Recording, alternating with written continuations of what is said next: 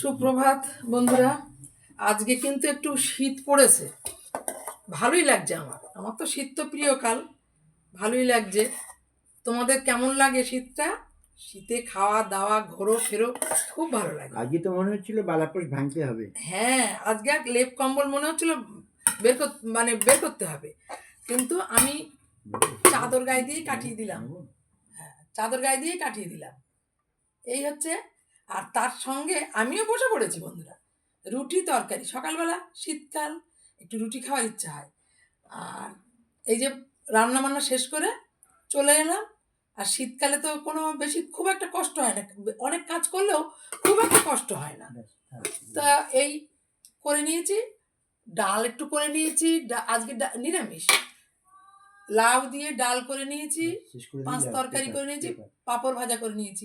এই দিয়েই আজকে খাওয়া সারবো। তাহলে বন্ধুরা, আমাদের আবার পেপার এসে গেছে, সেটাও যাই হাঁক দিচ্ছে। তাহলে এখনকার মতো রাখি, আবার পরে আসবো তোমাদের সঙ্গে। বাই।